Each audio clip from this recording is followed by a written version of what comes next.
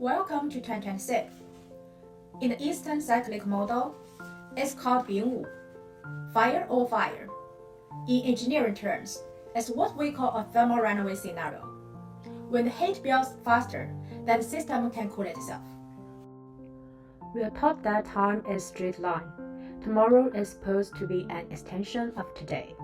Growth, progress, technology, always up and to the right. But look around you. Does the world feel linear right now? Or does it feel like the system is shaking? The ancients didn't see time as a line. They saw it as a wave, a cycle. And according to the oldest date model we have, we're approaching a critical coordinate.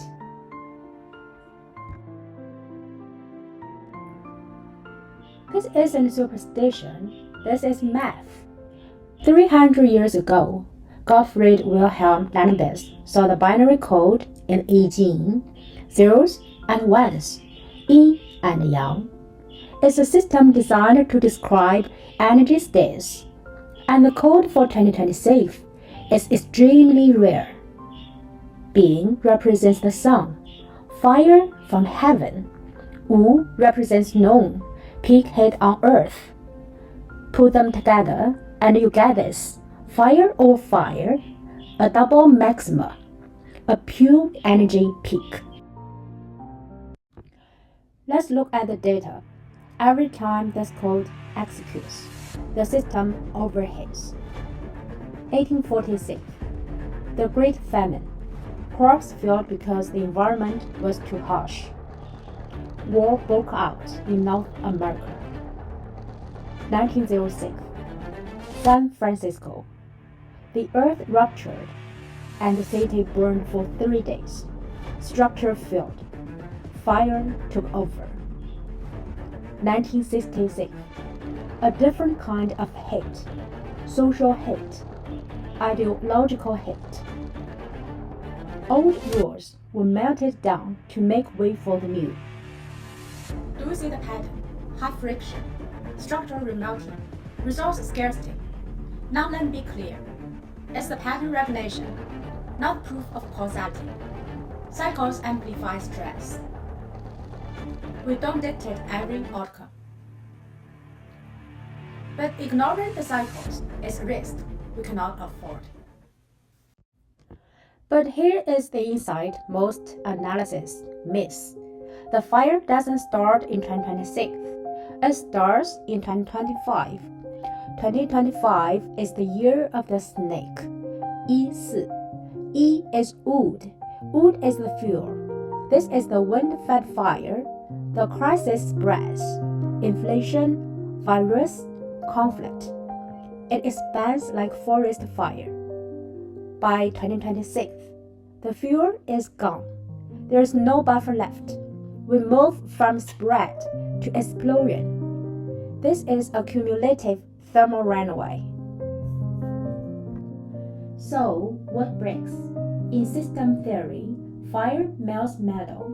Metal represents all borders, all treaties, and our financial architecture. When the heat is too high, cooling mechanisms fail. That's the real risk. Diplomatic frameworks lose elasticity. Cold wars suddenly turn hot, not because of strategy, but because the system loses the capacity to absorb shock. Then, the financial layer. Modern markets are precision systems designed for narrow tolerances. Under extreme heat, precision becomes fragility. Liquidity evaporates. Correlations spike. Expect circuit breakers to trigger frequently as the machine tries to halt the volatility. And physically, fire evaporates water. It's not just a drought, it's logistics. When rivers dry up, hydropower fails, and supply chains break. Food security then becomes the #1 geopolitical weapon. I know this sounds heavy. Great failures, liquidity crisis. It sounds like a disaster movie. But understand this, a system engineer doesn't worry about overheating because they fear the machine. They warn you so you can install a cooling system. In a year of fire, the protocol is simple. You must replace efficiency with resilience. Number 1, de-optimize and de-leverage. Precision is fragility. If you are highly leveraged or running just in time, the heat will break you. Build slack into a system. Cash is the ultimate cooling fluid.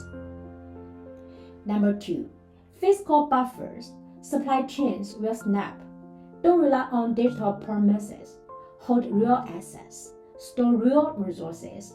You need a fiscal firewall between you and the volatility. Number 3, biological cooling. This is critical. The macro heat creates micro burnout.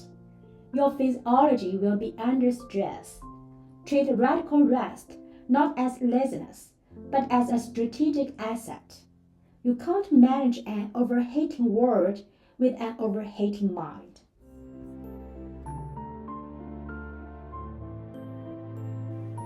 The year of the fire horse is not curse, it's just test.